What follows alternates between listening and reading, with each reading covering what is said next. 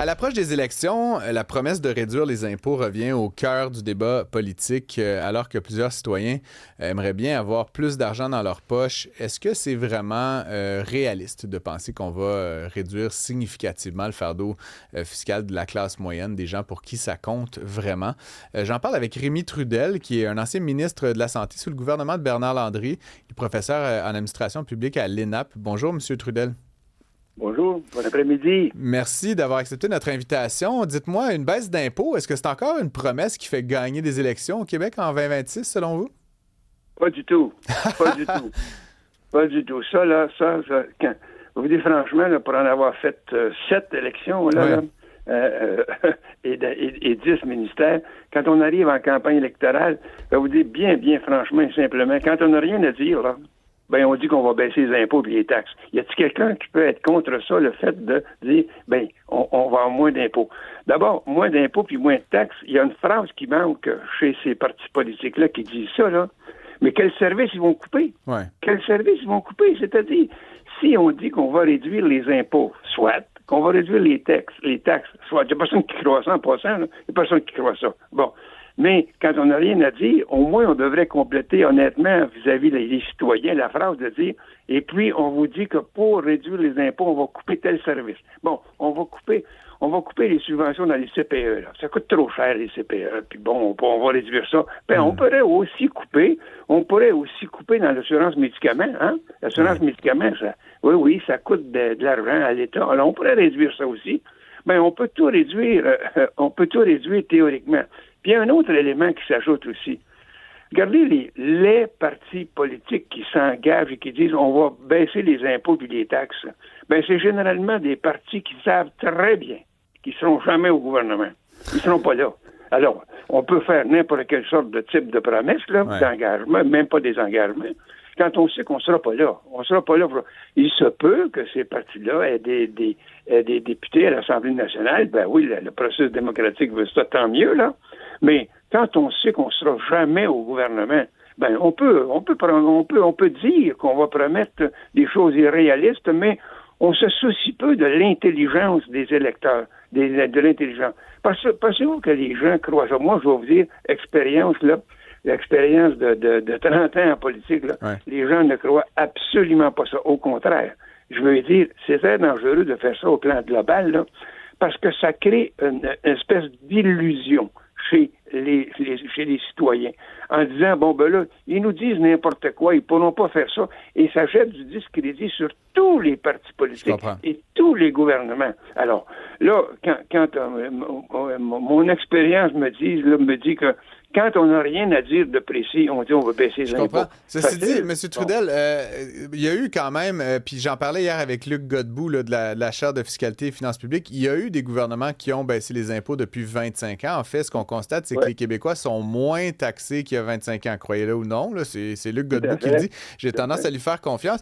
J'ai quand même le sentiment que le gros problème avec ça, et vous me direz si vous êtes d'accord, c'est qu'on peut promettre des baisses d'impôts, puis là, après, on arrive, puis on fait ça. Là, on baisse les impôts.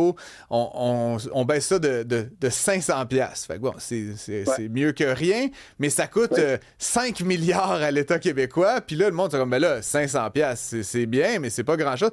C'est comme si les gens, quand on disait baisser les impôts, ils s'attendaient à ce que ça baisse de 10 000 $. Mais c'est pas comme ça que ça va jamais fonctionner. C'est comme si on était toujours déçus de la baisse qu'on finit par avoir. Et donc, ultimement, la promesse, elle est toujours réalisée de manière décevante quand elle est réalisée. Est-ce que c'est une bonne interprétation? C'est une très, très, très bonne interprétation de dire, c'est pour ça que les gens ne croient plus, mais plus du tout à cette approche-là, même si, regardez dans le gouvernement actuel, là, le gouvernement de la CAQ, quand ils sont entrés au pouvoir en 2018, là, il y avait des surplus de 8 milliards et demi. Dans la caisse. Ils ont fait des chèques, puis ils ont baissé certains impôts, et puis ça s'est transformé en quoi?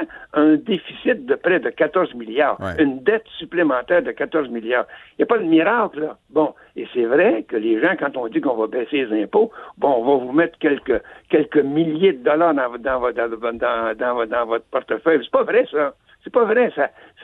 les impôts, lorsqu'on les coupe au niveau des revenus, ben il faut dire qu'est-ce qu'on va faire pour récupérer en coupure de service. Il va y en avoir moins. Il faut le dire aussi honnêtement. Alors, je trouve que l'engagement de dire on va baisser les impôts, là, non seulement ça ne tient pas la route, mais ça traduit une incrédibilité là, et puis une illusion chez les. Regardez les coupures de taxes de vente de Québec sur certains aliments dans les épiceries. Est-ce qu'on pense que ça a eu des effets sur le parti politique qui est actuellement au gouvernement, des effets au niveau de la croyance? Pas du tout. Si ça vous donne 19 piastres de plus par mois, c'est pas négligeable, jamais. Mais sauf que il faut toujours se dire, si on coupe cet argent-là là, dans les revenus du gouvernement, qu'est-ce qu'on va réduire? Y a-t-il des services? Il y en a peut-être. Mais si on réduit certains services, il faut le dire. Nous allons réduire tel service là, parce que ce sera assumé, par exemple, le privé. Quand 50% du budget du Québec va dans le domaine de la santé, est-ce que ça veut dire que quand on va baisser les impôts, on va réduire les services aussi, puis on va privatiser dans le domaine de la santé? Certains disent qu'on va privatiser, effectivement. M. Trudeau, je voulais vous entendre sur quelque chose que j'ai dit là, juste avant que vous vous joigniez à nous à l'émission.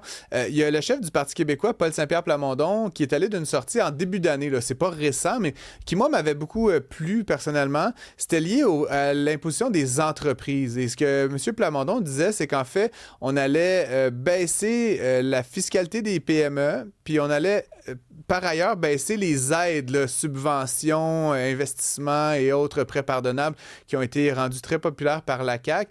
Est-ce que ce genre d'équilibre-là, dollar pour dollar, c'est quelque chose que vous voyez d'un bon œil? Ben oui, tout à fait, parce que là, on commence par, quant à moi, le bon bout de la phrase, en disant, si on veut réduire la charge de l'État, eh bien, on va réduire, par exemple, les subventions qui ont été si catastrophiques à un grand nombre d'entreprises. Là, inutile de citer encore une fois Nordvolt, là, on va réduire ça. Bon, ben ça, quant à moi, c'est le bon bout de la phrase pour dire, on va réduire tel engagement. Et puis, au fait aussi, on va réduire la charge sur le capital pour les PME. On va pas réduire, bon, le fardeau, pas le fardeau, mais les revenus qui viennent des PME, on va leur permettre d'en générer plus. Une PME, là, qui travaille davantage, qui a davantage d'employés, davantage de production, ben, ça fait du monde qui paye plus d'impôts et de taxes. Alors là, on a un équilibre. Alors, j'aime mieux quelqu'un, peu importe le parti, là, qui dit, bon, mais savez-vous, il y a des dépenses dans le gouvernement qu'on peut identifier, qu'on va vous dire que ça, on va réduire ça. Puis quand on va réduire ça, eh bien, il y a quelqu'un pour qui ça va avoir un impact, bon, pour des subventions aux entreprises, par exemple. Au lieu de commencer à dire, on va couper les impôts, là, on va vous réduire vos impôts aux citoyens, aux particuliers, on le cible. Moi, je pense que quand on a quelque chose à dire, ben, disons-le franchement, honnêtement et clairement, sur qu'est-ce qu'on va réduire. Il me reste deux petites questions, puis seulement 3-4 minutes avec vous, M. Trudel, mais la Coalition Avenir Québec, aujourd'hui, c'était la raison pour laquelle on voulait parler de ce sujet-là. Mme Fréchette s'est engagée à ne pas baisser les impôts. À vous entendre depuis tout à l'heure, on dirait que c'est finalement la posture peut-être la plus raisonnable. J'aimerais quand même vous entendre. Là, vous êtes professeur dans l'administration publique, vous avez fait 30 ans en politique active. La CAQ, là, quel bilan est-ce qu'elle peut vraiment vendre aux électeurs en 2026 en vue d'être élue? Est-ce qu'il y a vraiment quelque chose de positif à dire là, sur les 8 dernières années au pouvoir? Ben, commençons par le bout de, si vous me l'apprenez, la Mme Fréchette qui a aujourd'hui dit, on ne réduira pas les impôts. Ouais. Disons-le honnêtement, ça, c'est une affirmation claire, honnête, pour la population. Ouais. On compte pas d'histoire, on vous compte pas d'histoire. Mais la phrase qui n'est pas complétée, mais qui devrait l'être heureusement dans ce cas-là, si on coupe pas les impôts, bon, on va tâcher de continuer à donner les services qui sont actuellement du ressort de l'État. Bon, ça c'est, il faut reconnaître là, chez tous les partis politiques là, parfois, peut-être tantôt, quand on n'a rien à dire, on dit qu'on va baisser les impôts, mais quand on a quelque chose à dire, on dit on va les geler, puis on n'ira pas en chercher plus dans vos poches, mais on va maintenir les services. Deuxièmement, dans votre interrogation, est-ce qu'il y a des choses auxquelles on pourrait dire, bon, du côté de la CAQ fait partie du bilan? Oui. L'aide aux familles. Ça, on peut, Godbout a dû probablement vous en parler, là. Ouais. Godbout de Sherbrooke, là, il a bien identifié que les transferts aux familles en termes, soit en termes de services de garde ou encore pour d'autres services Ouais. des transferts aux familles, ça c'est effectivement, quant à moi là, si j'étais dans cette posture-là, la CAQ peut se vanter honnêtement que ça, pas une promesse, que ça a été fait. D'autres diront, oui, mais au prix de générer des déficits supplémentaires. Mais pour les familles, là, on peut dire, oui, il y a là un niveau de revenu maintenant qui est un des meilleurs au Canada parce qu'on a pris en compte les besoins des familles, puis ça revient à la CAQ, c'est les autres qui sont au gouvernement. On a raison de dire ça. Et sinon, en terminant, le Parti libéral du Québec, qui me semble a toujours été à tort ou à raison, associé avec l'économie, est complètement absent là, de ce débat-là jusqu'ici. On a fait une sortie sur les tarifs. Comment vous voyez cette absence? Est-ce que le Parti libéral est toujours le parti de l'économie au Québec?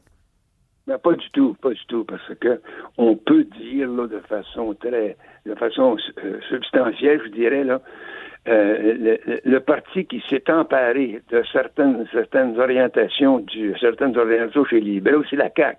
Bon, alors, il y a un grand nombre de partisans libéraux qui sont allés à la CAQ, et là, on les entend plus parce que, disons-le, je pense, là, en toute simplicité, le Parti libéral est à la sauve qui peut, là. C'est la sauve qui peut. Ouais. Écoutez, il progresse pas chez 80% des comtés au Québec francophones. Ils continuent de protéger, avec raison là, de protéger le Château-Fort dans l'ouest de Montréal. Et puis, ben oui, et 3-4 comtés à Laval. Bon, alors ils sont à la recherche d'eux-mêmes, là, mais en campagne électorale, les électeurs, là, ils se préoccupent pas de qui va sauver la face, puis qui va se sauver, là. Ils se préoccupent des véritables engagements. Puis je pense bien que c'est un peu dur de dire ça pour le Parti libéral, qui est un grand parti politique, disons-le, de Jean Lesage à la Révolution tranquille, etc., là. C'est un grand parti politique pour le Québec. Mais là, ils sont pas l'ombre d'eux-mêmes, là. Ils sont pas l'ombre d'eux-mêmes parce que c'est pas quelles sont les idées économiques qui sortent de l'actuelle direction du Parti libéral. Bon, on voit pas le bout.